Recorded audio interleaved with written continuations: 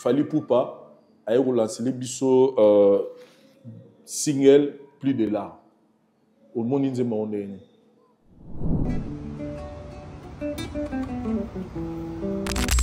donc comme si structure en Zembo accompagnement y est mon tabet. Mon tabet c'est plus couleur moni motema mutu eza eloko basaka na ngote. Moto soit lingio alobino je t'aime obité pour éviter je t'aime wana yaki na ngoti wapi. So moni moi ça on tient devant mi bon c'est vraiment elle était vraiment amoureuse ya mobali wana donc et puis biso mibali tant oza olinga mwasi yebaka maramuzo lo bamu parce que tant yozo yebisa ya do tchango na mutu na quand ba lo baka basi balinga na mitema donc basi sera lingi ya kota rapenza avec tout son corps. Mais tu as déjà eu à traiter Bakao na émission la vérité en face. Ouais. C'est pourquoi je dis donc en tout cas il faut faire. J'ai vu même il y a de voice ma bengina moi si il y a Céléo. Nga avec la musique. Numéro na nga eba non bord ba bozi numéro na nga ndi. Ye moko azwi chombo na ye abadi ko clasher Weranson. Ouais, attends le téléphone. Tolobani, Wera lelo, en fait moi je me dis aujourd'hui musicien a outil maison mais à moment Lucas a la clash na Wera c'est que a la excellent mukilike a échoué na carrière na ye. Parce que comment Weranson oyoyo aza plus âgé que yo. Azo continuer de se maintenir. A obeta ba Didas Arena. Monsieur comme que ba mama guerre d'abord no ya wana apé sur lit pendant ji azo ba lo ba yeso azanzambe. Ya lo ba yeso azanzambe. Yeso azanzambe.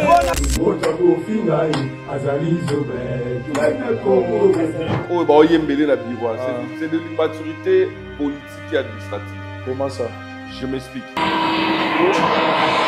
Lelo mukolo ya sango ya malamu oyo la voix du peuple Tomeme Libino Vincent Libino basango ya malamu mukolo lelo toza bongo na commune ya Maluku touti boye la so touti boye toza na makadam awa touti wapi touti toza 15 minutes na entrée à nécropole 15 minutes na entrée à Kingakati c'est-à-dire tant touti boye bifurcation oyo nzelo kendaka mususu eke mbakana oyo ekei Maluku po mema biso ti na Maluku centre isika po batu pena bazalaka bato babi Maluku bien mais oyo zali nzela oyo eke memaka ti na Maluku donc oti ntsele poto kende vers Maluku donc oti ntsele poto kende vers Maluku centre nde nzela oyo memaka nde isika oyo na eli bino basango ya malamu bozotala na simalanga awo moni terreau nyonso bomoni simalanga ezali terreau ezali kotekama na prix ya malamu $4500 $4500 20 sur 20 $4500 aussi lupangu na yo na concession oyo tozali topesi possibilité cette fois-ci ya kosomba par tranche okosomba terrain oyo na 2 ou 3 tranches okoki pe kopesa mbongo na yo cash. Donc, oya monika pesa na cash, en tout cas, tu es na biso yangwana, mais si on a na posa terrain et que on pesa 4500 du côté, tu as cette opportunité de foutre en 2 ou 3 tranches. Benga na numéro auto choba de l'écran pour na recevoir les détails. $4500 aussi le pango na yo et parti autozali na souligner que ezali vraiment parti ezali etondi kaka na ba chantier. Donc si yo po lingo bakisa yo pe chantier ko tonga. En tout cas, il y a un parce que dans une année, dans 2 ans, tu vas retrouver sur ce côté parce que ça va vraiment changer. Dans le cas de pour que Nathalie Sabino pensa que nous solo ya concession nini. Donc, nous avons macadam, nous avons la carte ici. Donc, alors, ils ont que au commis na site et puis après, il faut jouer sur moto pour que tu sortes na carte. Donc ici qu'on a zali, tozali bongo entouré na macadam. Donc nous omoni macadam na simalanga, so na continuer tout droit boy, na obimasu na même macadam dans eza la forme ya arc. De ça la arc boy dans concession na biso eza la forme ya arc. Donc nous omoni macadam boy, so na ko poussa na bani ko kende tout droit na kepeka na macadam. $4500 somba mabele na yo na village Matungé. Donc quartier au village Matungé. Donc na commune à Maluku quartier village Matonge oye okuti concession na biso eza awa o tozo pesa mapangu ba terrain plutôt na 4500. L'avantage boza nango lisusu eza que eza ba terrain cadastré, c'est-à-dire ezali ba terrain o déjà enregistré dans l'état congolais.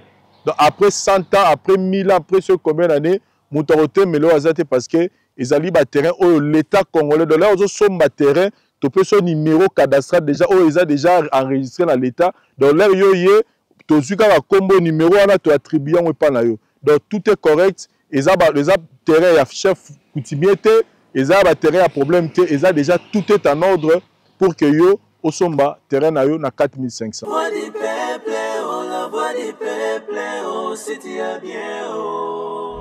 Vincent Chilouise, étoile de la presse. La voix du peuple, toujours longueur d'avance. Les informations partout dans le monde. La voix du peuple, toujours actualité, actualité. Face à l'actualité, c'est votre concept Yasikao Melibino dans la voix du peuple. Et pour une première, nous allons être en communion avec nos abonnés et à la voix du peuple. Vous êtes aujourd'hui plus de 396 000 personnes au Botal Rabisso. C'est vrai que chacun a s'abonné à l'émission Yalini. Mais dans cette émission, nous allons parler de l'actualité. Tout ce qui concerne, tout ce qui touche l'actualité. C'est-à-dire politique, musique, religion, fait des sociétés. Donc, et le retour est en actualité. Biso to bandaroya awa pour n'accompagner ça va point de vue d'Abisso. Mais binopé, bandeko Botal Rabisso pour participer. C'est-à-dire, vous avez un numéro de téléphone to bandabocha, ou bino boza rubenga. Pour vous saper point de vue d'Abino par rapport, il y a différents sujets autres que nous abordés et je dirais cette émission que vous allez bongo animer na citoyen du ciel. C'est avec lui que nous allons commencer à commenter avec vous aussi sur l'actualité Neni Mambozala. Citoyen du ciel, bonjour. Bonjour, bonjour Vincent Chilouise, bonjour. Un commentaire par rapport au concept ouais, il a fallu quand même qu'on change un peu Makambo. Qu'on mette un peu qu'on avons l'actualité un peu partout parce que mon jeunesse n'a pas besoin biso ba vie na biso pe na ba secteur nyonso. Très bien. Ils ont la musique donc il faut tous avoir vie na biso na ba secteur c'est très bien et on a 5 bateaux basa vraiment attentif na émission oyo. Parce que l'émission est arabe, ils appellent na bango. Donc, tu retiens le numéro où ils affichent dans le bas de l'écran. Comment, bon, tu as voice, un message nabino. Tout ça vraiment on a besoin d'un message nabino, na voice nabino par rapport à un sujet autour de là. Sur le moro où ils ont besoin au bas qui ça. La prochaine émission, tu as trop bandano na voice na wa. Très bien. Et à part ma voice, retenez que l'émission est en direct. C'est-à-dire que nous allons faire direct autrement ça sur YouTube qui est enregistré dans ces 2 heures live en fait. Nous avons une émission live. Mais pour aujourd'hui, comme ils ont un numéro à l'Ibosso Torosala, vous allez voir même le plateau Tobani Nango et Rosala Penza, plateau Torosala Mingité. Ils auront juste pour un débit, des lobby comme. L'actualité Zali, pourquoi pas tout banda déjà qu'on présentait bien mais déjà au début première émission Borota donc il nous a toujours mis en première, c'est-à-dire que vous pouvez aussi commenter pendant l'émission Zaroleka par rapport à l'actualité tout ça aux appels d'actualité moro moni aussi avant peut-être émission peut-être rose en retard au routine de la pébisso le numéro citoyen du ciel lobby que non dans l'actualité moro les kaboy. Et c'est pas une émission culturelle seulement, non. Des citoyens d'ici là autour là-bas. Donc, il y aura politique, il y aura du côté culturel, net lobby, religion, fait des sociétés. Donc, on va toucher tout. Mais rien n'empêchera aussi na bande copé et Rosalapé na émission surtout bande rapé pour inviter pe batou. À part la citoyen d'ici là, on ça peut être 3e personne. Pour qu'il y ait commenté la biso l'actualité pourquoi pas ça la paix promotion il y a activité tôt et là on a un mot quoi lingi bateau le belango mais si toi dis côté actualité il y a liboso la linga itobe tono du solo il y a ndeko moi sur oyo Amélie sniper pour la bolingo so qui se bombarder bombanga pas bien dans ça na mokeza ko ligao pas so qui singa nandimate koko exana Comment ils sont des gens qui ont problème de peut-être les voix dans les CP. En tout cas, quand on a mon vidéo, on est salinga passé. Je me demande, bon, naloba toujours passé au Mutayoki, on a encore commis à la place, peut-être na évité de vivre en ambal nae, pas tini ba signa et l'oni ba lobela, mais en tant qu'humain, je ne sais pas si moi je serais prêt à remettre vie dans l'aïe parce que j'ai eu une déception quelconque. N'a jugé été. Mais actuellement, ça, les actes moraux très condamnables. Et parce que la vie continue. Il y a Koufi, le mari en question continue à vivre. La femme, Batricha, qui est, elle continue à vivre. Donc, je pense que c'est une décision morale. Et puis, dans la vidéo, Maloba, la vidéo, moi-même, je me dis, bon, qu'est-ce qu'il a vraiment poussé à Omela et l'Okwana? Mobali moro ya vie na ye depuis abotama linga. Je me demande pour Mouto déjà sali vie ouais bon vie kolobaki Mouto a l'équipe déjà dans moi ba mibali avant bala a yebi déjà déception. Et puis pour na biso ba tout ça quand même intellectuel tout tangi tu dis que le sentiment le plus proche de l'amour c'est la haine, c'est la déception. Et puis ba kulutu ba na biso soro lingo linga bien. Soro lingo za la bien à libala. Il faut déjà la moutuno yebage un jour peut se séparer dans mbali wala. Donc et repousser aux anabagissements beaucoup plus correct, beaucoup plus uni. Et puis na éthique, na morale ne to yebi et la fille paie à son âme mais à celle acte moral mabe. Habité yo côté na mais normalement quand na habité soki ngane na bosani to ngane na bungi mais na yebi ke na mibeko ezalaka normalement so mutami bomi babetaki fimbu ouais bon ezalaka na ba religion ça mibeko to ezalaka mibeko mo na moi ke na bosa mais na yebi ko ndike ezalaka na mibeko te lo mo ezalaka pena ke mutu so ami bomi parce que en fait à commettre meurtre na ami bomi ye moko donc tant ami bomi donc amu wana yo wana peut-être ko servir na likamu moko boyo ko za peta mso ko servir pe na likamu pour la société mais on arrêter en de manière volontaire. En tout cas, na mona yi mutu mo azo ko malobio te famille mo la mobala na fo ba kanga je me dis est-ce que muta se suicider ba okanga mutu ami mutu ami bomisili en fait le fait yene nga kufi pona déception ba okanga mutu apese déception et ba okanga ko kanga mutu c'est l'infraction ni mutu wana moi mbali wana ça mais ce qui est infidélité bon na yoka lisolo mo pe ba kanga la infidélité ah ça aussi hein. Est-ce qu'ils ont en flagrant délit? Est-ce qu'ils ont adultère vraiment commis sous le toit même là qu'on a bango bakangi? Tous les arabes à l'isolé betami, tout ba message dans téléphone, tout peut-être photo mo batindeli tout vidéo. Parce que avant qu'on kanga moto, il faut que infraction soit établie. Infraction soit établie, il faut l'élément moral, l'élément matériel, l'élément nion soit à la réunie.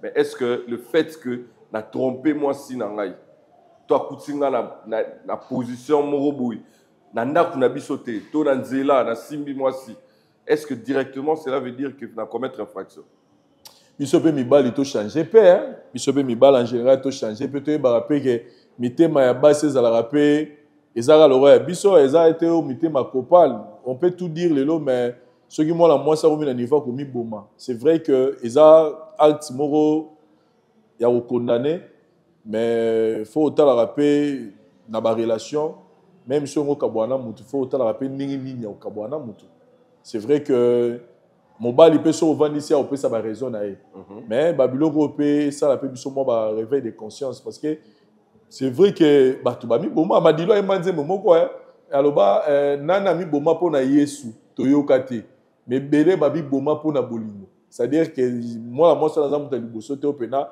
à mettre vie na ye fin par rapport à bolingo donc tout ça était à bisoka surtout moi la moi so yo botoli muninga mobali on a conscience ni lobby c'est ça aussi donc il y a Céline Zemba fali moi yemba je crois na un mois na ndimina mela sigi na komata deuxième Socrate dans la mi bomana ngai pour na bolingo là apparemment a aucun Zemba na moi mais bon on en parle comme ça mais ça fait très mal Ça fait très mal. Paix à son âme, vraiment, place Yazali. Mais ce sont des actes que nous n'encourageons pas. En termes d'abord, il y a fidélité. Moni, motema mutu, eza eloko basarana na ngote. Moto soit lingio alobino je t'aime, pour éviter je t'aime, moi na ya ke na ngoti wapi. So moni moi ma so miti en devant mi boma, c'est vraiment elle était vraiment amoureuse ya mobali wana donc et puis biso mibali tant oza olinga mwasi yebara maramuzo lo bamu parce que tant yozo yebisa ya do tchango na mutu na quand ba lo bara basi balinga na mitema. Donc basi sera lingi à kota rapenza avec tout son corps. Mais tu as déjà eu à traiter Bakao dans l'émission de la vérité en face. Ouais. C'est pourquoi je dis donc en tout cas, il faut faire très attention. Pour eux, ils ont la culpabilité. De comment on va la rôle, mais tant on a des mots quelque part, dans nos zones, ça dérange. Et puis, celui qui va botter et ça, ma bonne macasse. Bon, c'est le. Ah! Il y a Serge Nicolo, Bon. On a évité cette affaire.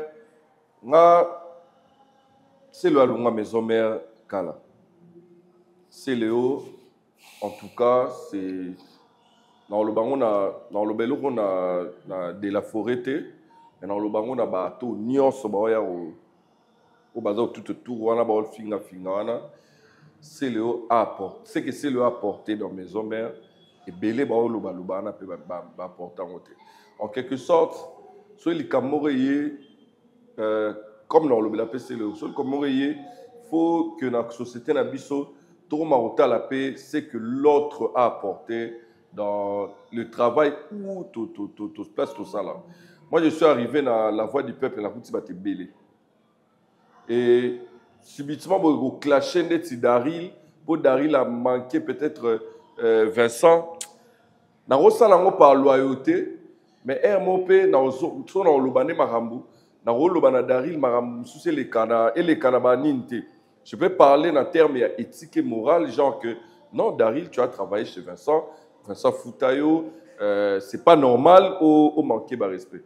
Mais dans un mois, limite, c'est bon. Mais oh, comment qu'il y a des psychos, comme même qu'il y a Rubenga, Kofinga. J'ai vu même, il y a de voice, ma bengina moi si il y a Céléo. Na Chicago bon. Nandenga mabete, nandenga ya solola. Nandenga solanuka moi muki propose Céléo. On a dit que yoza moi si nae. Mais biso toza bato maison mère. Omoni maison mère ya monde entier mon betala maka pe tolanda ba news ndenge zalaka. Alors Céléo basali likita na badolfi de Mingezi. Na ba jibem piana ba utiliser Céléo. Na lande ba vidéo mo pi Adolphe de Mingezi ba utiliser pina Céléo. Kiza ba numéro ya biso a télévinga ba c'était ebike ezaka parmi bato benga nzambe kanda touché na yambio nga beta musique numéro na ngana na ebanono ba bozi numéro na ngandi bon pour nos numéro no ezana facile parce que ndé na otu biso to za ba fan club ya Wenge musique à maison mère monde entier mobimba mouvement tango esala maka biso to za prêt poto obenge yemo na boazo ya mbati on ba bisa ngaboyi et fait que biso tous en États-Unis kayango réponse na peso kayango na pesa réponse na on a lobati yango na lobati wana egomo kende mabe je sais que ils ont un problème où est commis ba mésentente na bon déjà ngala mona c'est le départ longa maison mais na wira simba vraiment depuis le kambo boto la passeport wana et puis venanga pe Serge c'est Léo ngia mala vieux à Salio vieux à Zalana you après ça, opportunité, Natalon Nayopé, est-ce que c'était important de venir répondre? Bon, moi, sincèrement, je me dis, c'est Léo, Tata m'a pas ça. Aza, Nensinga personnellement, Aza parmi les meilleurs animateurs de la génération. Ça dit, sur de bêtises, il y a un animateur, phénomène à Talaku. En tout cas, c'est Léo, Aza a une grande place où Aza occupé les lots. C'est Léo, Binissa Bisson, on a format tout. Moi, je dis toujours que, surtout tant Babil Baké, c'est avant même Goutou Babil Baké, parce que c'est le avec son histoire, auto se souvenir que l'intervention rapide dans solo là bien, à nous boire un crime encore. Même si na intervention rapide à boire un kaka ou tout soubile, et puis na solo là bien à boire un kilumbuka kesi. Mais à partir il y a remix sur Bassara déjà intervention rapide, c'est le Ayaki. Comment il peut nous dire qui build ou qui créer un succès. Ba créer un succès. Pour avoir un crime. Ba créer un succès. Donc ba créer au péné qui Et puis, na Kibouissampi, parce que là où moi je dis que c'est le s'est imposé maintenant comme animateur. C'est-à-dire que, comment il peut dire que ceux qui bilent la boîte qui, ceux qui boivent à Sikri, c'est le 3, Bill 3. Et, Bakri Naye, le lot et Binissa, le lot, c'est le lot fait partie d'un rare animateur, ça là, Bakri et Tika, ba référence.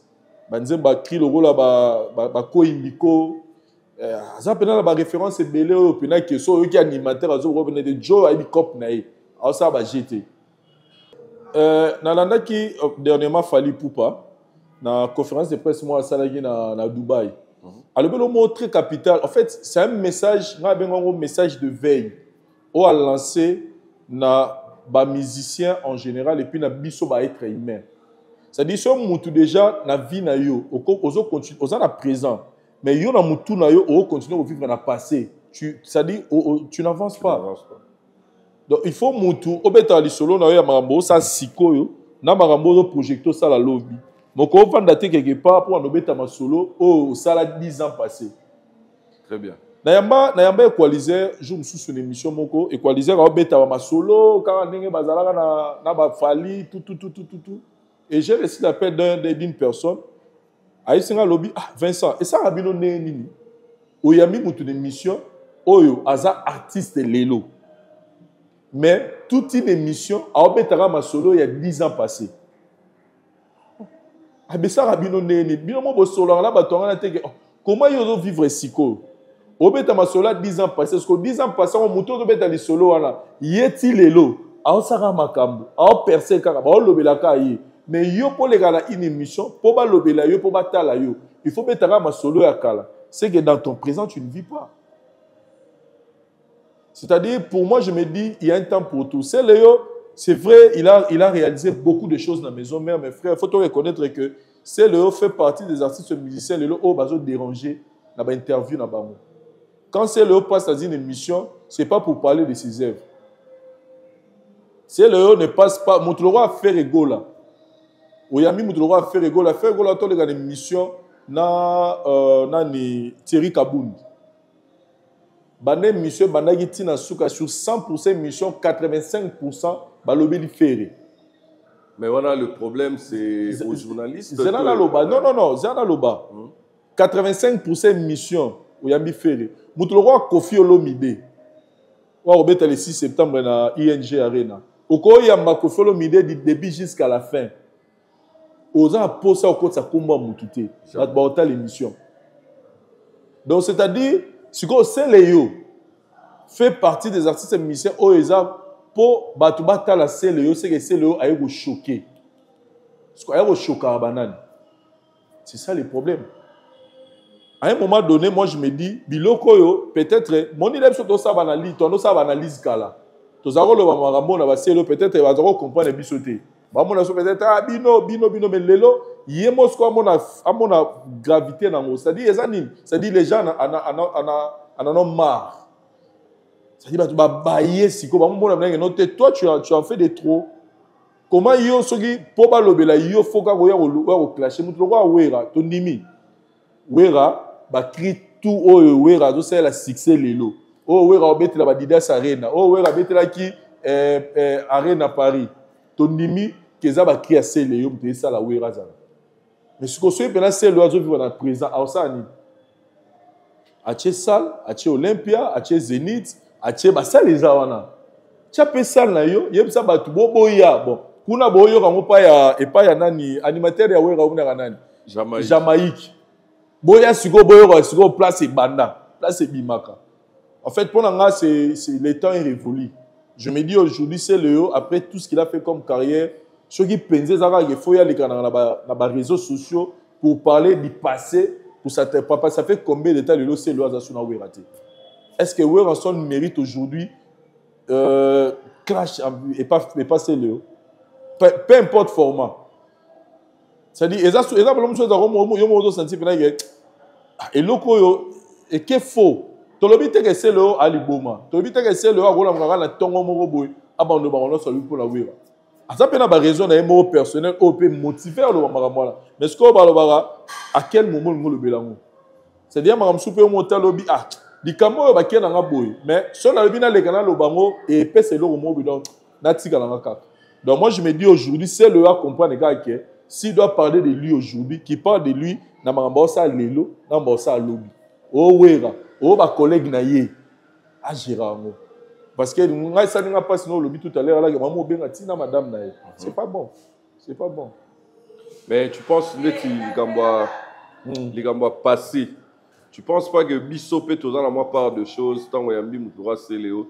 Parce qu'on peut parler du passé de Céléo sans aussi le pousser à clasher peut-être Wera, tout clasher Ferry. Céléo a passé mon nez tout le bigara à Salama Krinae, à Salama Ramnignon. On peut parler aussi de la création et de la Krinae. Pourquoi peut-être que l'album Mobimba Kilumbuka Kese, ils ont un succès, peut-être. Pourquoi? Tu réponds que mais tu ne trouves pas que Bisso Morope, tant que tu as Marabatouana, tu peux Sarabango, tu peux Tonton. Donc, on a besoin d'émission dans l'étalama. Parce que quand l'émission on a dans minute, azo CP là. Bato ba tourner l'émission là. Et puis ba lukaye ba solliciter. Ce côté beti, côté aye. Ce côté beti, ba lukier ba tindele ba capture pour que y ait à répliquer. Tu trouves pas que Bisso peut en part papa, au moins politique avec émission YouTube, ils sont différents de la politique à la télévision éclair. Télévision éclair, ils ont bien invité, tu parles de lui. Mais ce que YouTube, ils ont monde la concurrence. Okay. YouTube est en actualité, en créativité. Parce qu'en actualité, tant on a la mimout, Bisso va face à l'actualité. Donc nous recherchons des sujets en actualité pour te relever là. C'est-à-dire que si on a la invité, on a la émission dans la balobelango. Donc on a bête à plan tout. C'est à toi maintenant l'invité, il y a ni ne sengeni na loba ni ne sengeni na lobate.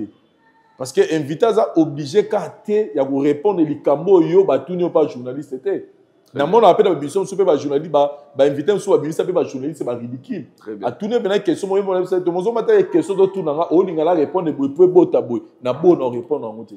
Donc par la responsabilité à biso presse to luka toujours ko pelisa moto pour tous actualité. Mais c'est-à-dire na bango net le roi c'est le il faut par exemple pas y blanc et puis ce qu'il faut pas que c'est le clash ou na salle ça on peut pas journaliste était à ça on a chomo yé mo va zu chomo na yé abadi au clasher we ranson ouais à ça attends téléphone tolobani we ralelo à ça en fait moi je me dis aujourd'hui musicien à outil maison mais à un moment Lucas ça la clash na we c'est que à la excellent mukilike a échoué la carrière na parce que comment we ranson oyoyo aza plus âgé que yo azo continuer de se maintenir a beta ba Didas Arena a beta ba Paris nini Paris Arena na bespin na belinso na bozonga pe na ba Bercy wana lisusu comment ça na ba détermination wana mais yeko to yi mutu mo boy fallait to lo ba ya biso na bino to bano ba ke wera sila biso na bino na mboka o na Kinshasa to lo ba ke wera son asila to koma butu ko stop et comme butu si jamais moké au moins maintenant wera le ko ta wera lelo ninga o molekala mais lelo qui peut encore oser dire que wera vida siko neni ni yo seleo ozara musicien wera ce qui to yeba yo seleo eza pona dikerod te ngala yeba seleo pona dikerod mais place yo seleo a commencé à succès c'est chez wera son parce que neni place yo ba no ça succès yo mutona zo percer quand même mais yo otika na passé ou donc yo faut betara masolo na passé et ça derrière pourquoi pas être comme Ferrego là pourquoi pas être comme Héritier Watanabe par exemple la minute pourquoi pas être comme Robino Mundibu pourquoi pas être comme Fabregas pour Fabregas ça la succès à Madou est-ce qu'il a obligé à chrétien wera donc en fait pour l'anga na loba batika ne dans ça dit batika vivre na passé et puis c'est déjà révolu il y a ba clash wana président na sala ginga ba salinga mutabana mutu ba idéologie a sala succès na émission ngo dans la mission do yo anobeta masula ba kalmona atika ne même émission pourquoi parce que il y a un temps pour tout donc en tout cas pour l'anga je me dis ils ont sous-tenté actualité ni toza la sous Nicolo siko le roi to bela mamba il y a Céléo ba clash et tout nga to mega peu non sur la paix jeunesse toi la moko na jeunesse oyo azaki pe akoma ki espoir ya ba jeune par sa façon de faire les choses sa façon d'agir mais on lui a reproché de beaucoup de choses quelques erreurs peut-être ma tactique mususu, ma combat mususu. Mais quand même, nous, en tant que jeunes, on a gardé quand même un espoir et pas naïe parce que Anne a inspiré biso que en tant que jeune, tu aurais pu oser, tu sais que Congo peut que liboso. Je parle de Constant Moutamba. Puis tu as dit procès naïe ba outé le ministre procès bandi et le 27 août oyo verdict final et rosala. Mais dans mon vidéo mo bo etamboli, et ça les tour à toile. Constant Moutamba osala ba veiller devant sa résidence na ba jeune. Na commune ya Lemba toyo kopesa soutien na ministre na biso ya justice pona toyebisa ete azali yoko kote. Il faut présenter Papa Moutamba liboso ya Yesu ya Golgotha. Yesu atelemela ba oyo nyonso tu baso telemela ye. Yesu kwisa ba oyo nyonso tu baso kwisa ye. Yesu lenisa ba oyo nyonso tu baso lenisa ye. Yesu défendre ye. Imagine yomoni na du populisme. Pour moi, c'est du populisme. Moi, je dirais il y a des choses dans la vie, et c'est un rappel, niveau moro ya boye baboujirango. Procès à Constant Moutamba, si je me un peu trop complexe. Na niveau biso tout aux Hollanda, tout ça la confiance na justice na biso. Que makambo salama ndenge sengeli salama tozolanda procès biso nyonso mais je dirais seulement pour ngai biloko yo mo salama na ngamu na ye on dirait comme un peu moins populisme comme un peu moins populisme ba biloko wana c'est vrai que devant ba difficulté na vie il faut se confier na Nzambe mais ne comme okende comme on dirait ne moi maboke tane c'est loko mama guerre dawana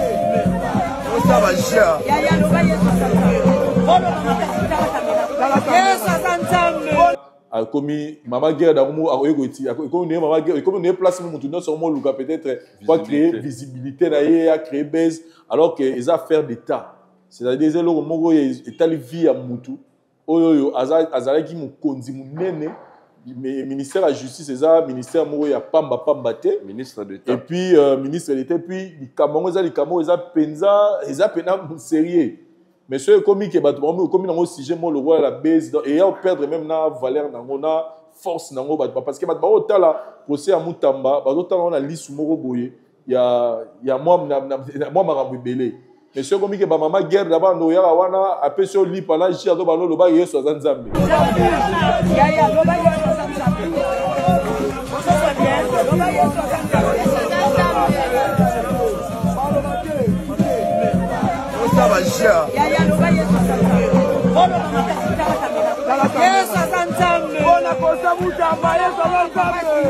le voit yeso donc ba comme filmer donc mon et perdre nango et on perdre nango ça c'est un marambo et Rosa a peu peur pour biso toza ba totangi droit Moutamba c'est quelqu'un pour totangi nae tu es banni vraiment bien ba tebele bazo ba yebi peut-être ministre biso tu yebi vraiment dans 5 ans dans l'université ala peut président de la université moi je pense que ils a peut-être peur parce que l'ami a commis azali na ba action courageuse aina ba projet moura bien que d'ailleurs on remarqué c'est du populisme au Asali a veillé mais ils ont fait première erreur au Moutamba et cloué c'est de faire des choses pour chercher la popularité non pas pour aider l'État mais pour s'aider soi-même pour se préparer pour une échéance à venir et dès qu'on a dit procès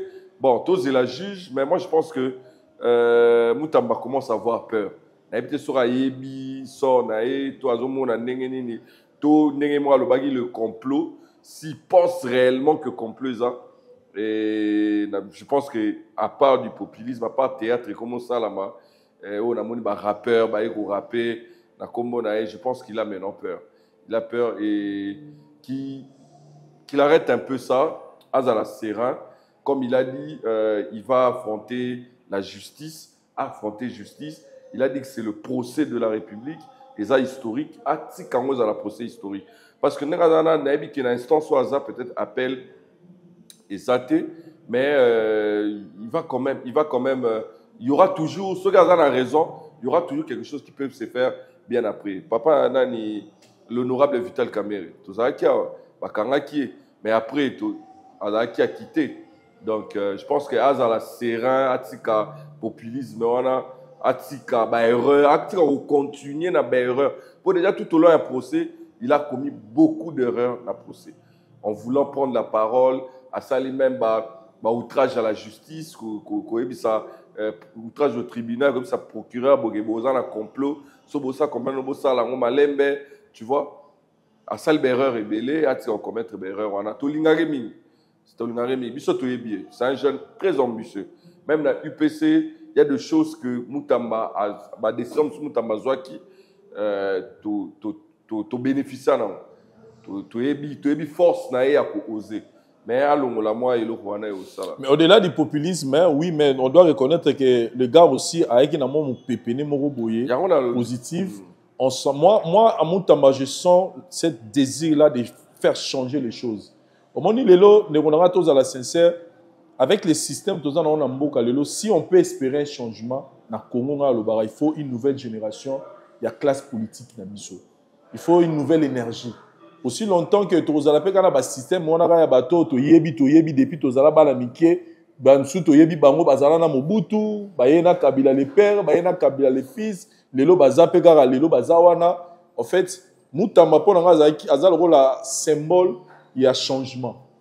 C'est vrai qu'Aza il a commis, il peut commettre des erreurs. Peut-être façon de faire na yepé le lopé était un peu misogène, jeunesse que tant aux yeux un peu place au kuti ba mikolo faut même si on a pour ça on va faire changer ma cambo. Il faut yeba pe neni na ok mais moi je dirais plutôt je ne parlerai pas il y a complot mais je dis je fais confiance à la justice mais na ngambu ya Moutamba on garde au moins cette image là que nous avons eu un ministre il y a qui na idée pena il y a un changement na ba Italie secteur il y a justice na biso donc azam on va encourager mais vidéo pe il y a ministre na biso jeunesse grâce Emi Coutinho et otambola alors au but na biso au salut transition mora bien tant le ba jeune que non ba jeune changement et il y a un vent ainsi cas so remarqué ça fait quelques années le gouvernement vraiment jeune Baokota. Très bien. Jeune bazar vraiment même Emi Coutinho a remplacé grâce que Emi a remplacé IP jeune akena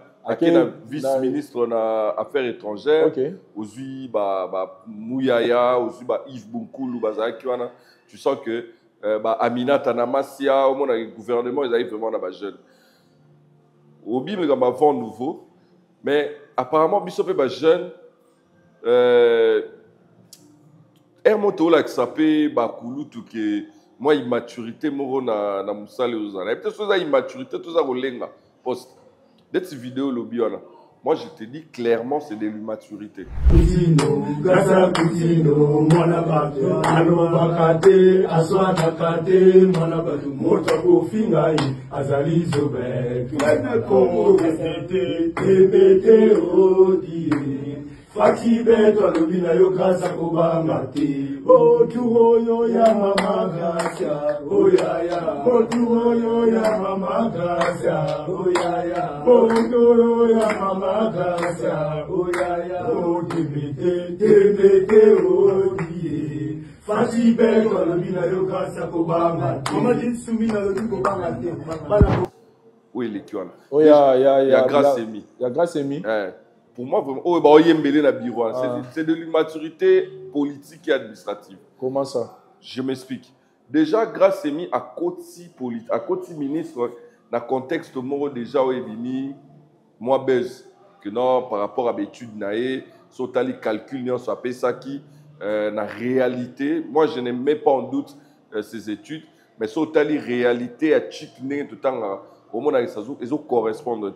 Déjà, ebele balobela qui par rapport à sa incompétence, à sa expérience et aussi la casquette il y a pasteur.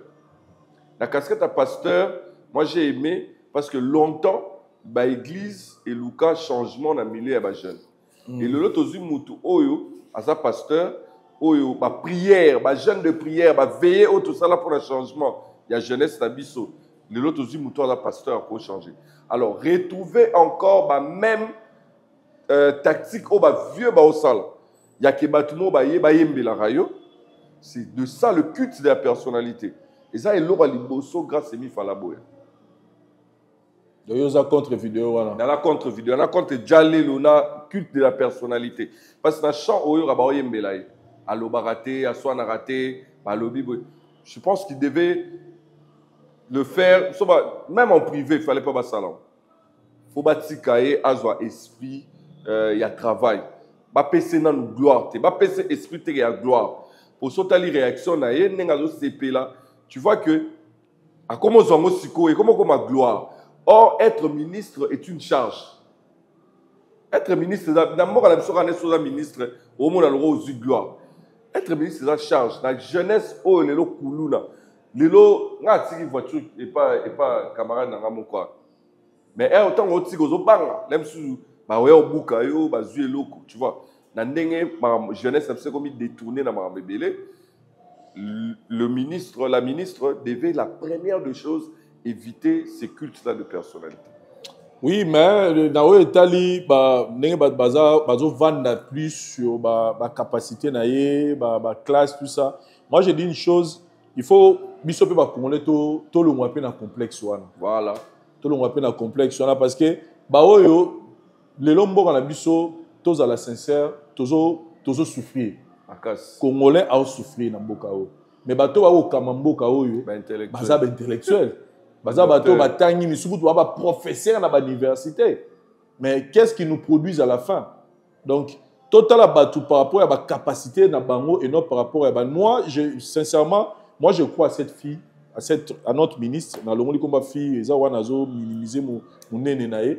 Je crois à notre ministre grâce à moi personnellement je crois en elle et je suis très content. Il y a au monde j'ai eu toujours les temps au talaye mingi na page Facebook nae moi maté année après ça ka prédication et moi salaka et na landa intervention puis je sens en elle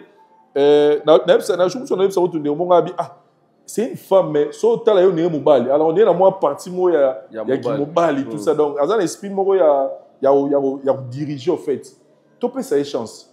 Donc on a nous il y a une expérience nini bon une expérience ministère ministère qu'est-ce qu'ils nous ont produit parce que les Congolais continuent à souffrir azaki na ministère mais na ministère moté to peut ça chance. Président de la République na biso tozana siko avant azala président azaki na poste ministère nini alongwa maman ya président ya parti politique maman président ya mboka.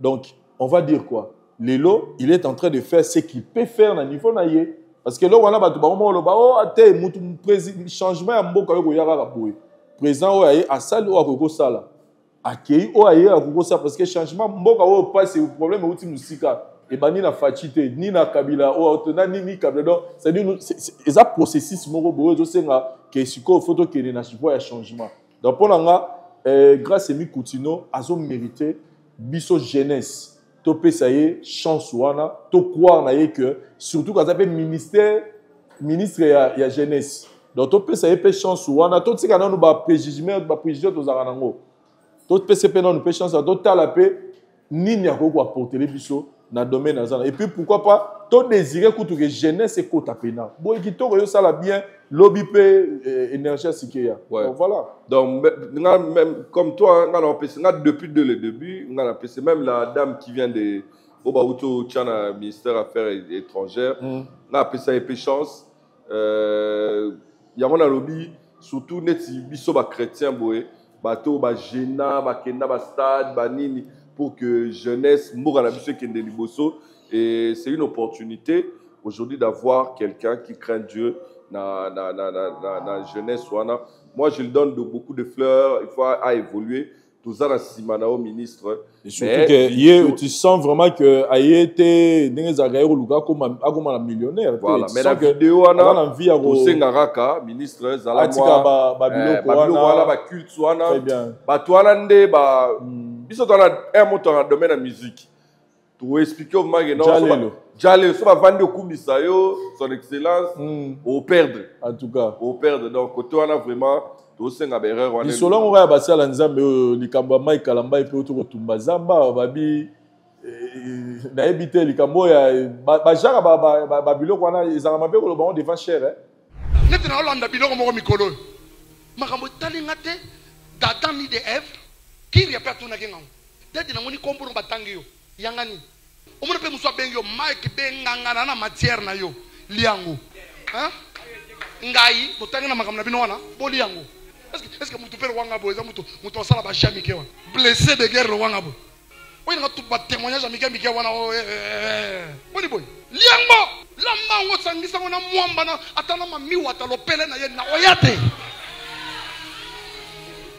nakoya te balamba ba balia baba kisangwana lumba na chikota balia.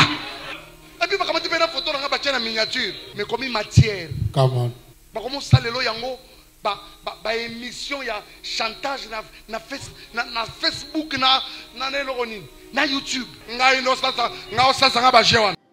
Le droit de rendement des comptes, de réponse, devant cher. Mais est-ce que le rôle pénal est cher?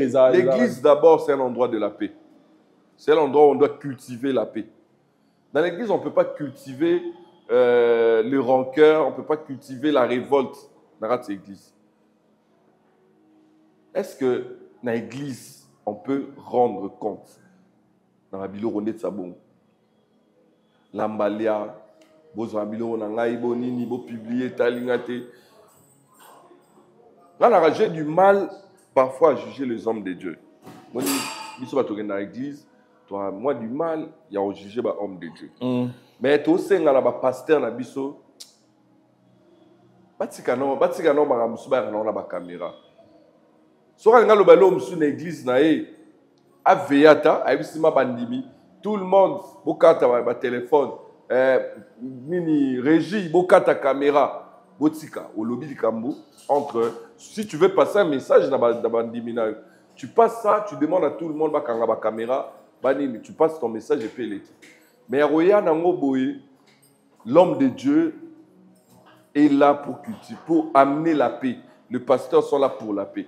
Mais quand le pasteur, tu viens pour rendre compte, peut-être imaginez on peut ça. Cher, ils ont un endroit très sacré. Il y a un moment même dans Sirakala, tout le monde n'accédait pas à la chair. Tout le monde n'a accédé à la chair. Même Sirakala, la Poyemba, il faut la Wemba, les Lévites, ils avaient leur attribué belé. Et je pense que il faut faire des choses. Il faut comprendre aussi que ce que vous avez dit, c'est vrai. Ce n'est pas un endroit à rendement de compte. C'est par l'abondance du cœur que la bouche parle. Mike Kalamba, il y a un peu de Sibir, Maramutro, Namoko. Dans le baron, dans le bara, les gens vont se faire un blague, ils vont aller là, Joe Fort. Et on va Mike Kalamba. On va blague, et l'homme vient, il peut pas la lisser. Mais Vincent a qu'à sauter. Laisse Mike Kalamba. Marambo a viva. La pire wana. La chair est faible et l'esprit bien disposé. Il y a un talibo, sauf avant l'année. Ouais, ça c'est vrai. Ça dit, il y a un viva wana vraiment. Ça dit, vraiment, ça c'est vrai. En tout cas, ce que maman comme la musique est indie. Soliste et la musique qui est Batubaza, tous on sait comme dans contexte. L'explication, c'est la réalité. Alfred Solo n'est pas guitariste de Mike Kalamba. Très bien. Il faut le dire. Il faut dire aux gens. Beaucoup na TikTok nae, vous allez voir que depuis longtemps, Alfred Solo a ça la interprétation de la vidéo, il y a des fans, des flammes, des vidéo, il y a des millions de vues. La TikTok nae. La TikTok nae. Ok. Alfred, je crois Alfred Mayamba quelque chose comme ça. Beaucoup de ça fait très longtemps à Betaranae, Seulement, en tant qu'artiste, Mike, tout artiste, je ne prends pas en catégoriser. Quand tu fais ton projet, tu as besoin d'une touche. Surtout dans le studio des Alarana. Les chrétiens belé les pasteurs les artistes qui belé là-bas. Peut-être va signer. Alors par exemple, Kakol a bêté la pasteur Moro. C'est ben vraiment. C'est ben Kakol mutabeta. Quand tu drummer na yem mutabeta ki ango na studio ba yo ki babité, tu as besoin de la feeling ya nani ya wenge. Ya peut c'est ben na wenge. Si l'ingénieur a dit bon bozela ba benga makakol niata c'est ben wan. Comme ba c'est belé ba beta na ba. Parce que ba na besoin couleur. Moi, il y a le roi Vincent Tovandi Boué. Tu y bisanga no ba pasteur na biso. Tant bazwa batonga banda kuna ba. Tout temps bazinda ba sika. Ba peintre ba roche la ba couleur. Ba tuna ba ngo état Soroda chrétien ou pas. Mais ba parola ba nini. Ya ndemo na musique. Je pense que Alfred avait apporté une touche dans l'album ya pasteur Mike comme Neymar Santé. Neymar Santé azaki pa ya Maestro Fabregas a apporté touche dans l'album puis ya pasteur Mike. Et puis important qu'un album moroté. Aujourd'hui, papa Nabiso le Fombo basse. Vous voyez combien de basses le Fombo avec sa musique gospel. Obongina gembo yoku mama yawe ya emekan le Fombo. Avec ebele. Il y a des chrétiens tout le monde a rappelé au monde ma boy à mon centre mais le Fombo avec sa basse. Combien de piano onani Malik Santé avec sa album. C'est en studio, on a besoin d'une couleur. On est non artistique, on a besoin d'une couleur. Moi, j'ai fait mon album, j'ai besoin de la touche de quelqu'un. Abelanga, toujours Tolbert solo. Tolbert Abeteli, et là, Seben Moezo, Régnier, Mikolo, Tolbert Abeteli dans la musique gospel. Donc, moi, j'ai besoin d'une couleur. Nabi, par exemple, on a besoin générique nanga ebeta pour.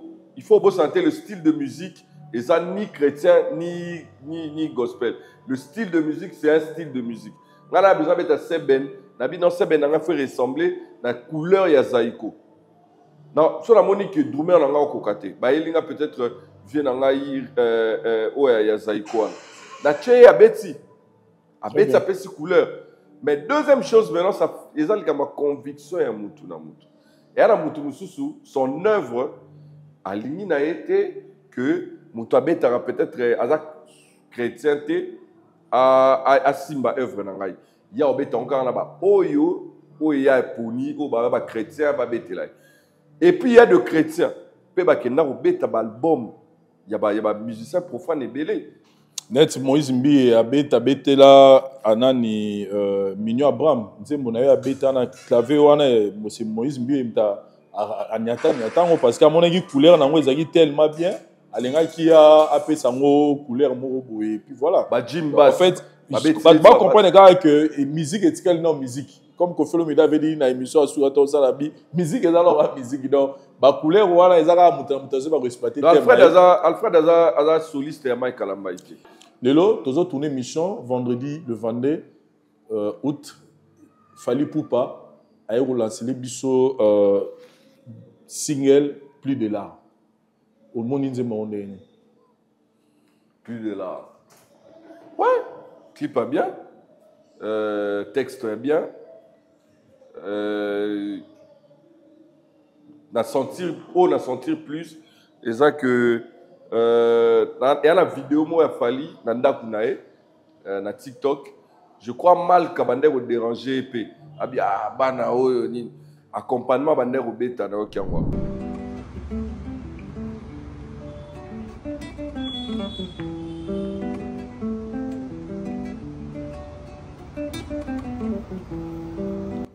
Donc comme si structure en Zembo accompagnement y mon tabeti. Mon tabeti et puis c'est petit couleur le ma Swiss Life et tout et c'est une très belle chanson. Parce que tu comprends les couleurs et les mots tout est micolo. À mon peu ça après Formule 7 tu déjà au moins 3 singles hein? Au moins 4 plans tu jouis et logo ya Bangala nini comme logo Bangalo ni L'essentiel 7 tu jouis Mayanga tu jouis le temps ah petit biso plus de larmes parce que tu comprends était zanini tu comme tu zongi c'est ça y a ba single toi so annoncer bisoni parce que on so ba que Tokos 3 muso ba lobi o te album rumbe zo ya do a me rapport situé biso mikolo to ye bata to bunga te auto sala ba visuel mo auto chacha kala mingita visuel a saki ka saki ya litante te auto sa visuel mo ya ba combo ya ba combo ya ba combo za ba o ba te za ya suka na suki ba chiffre mo boye na clé na aigle et tout et là à Pessibiso sous une puce de pleurs plus de larmes. Parce que pour dire la vérité, ce genre non so ba oser là. C'est vrai. Et là stade de France.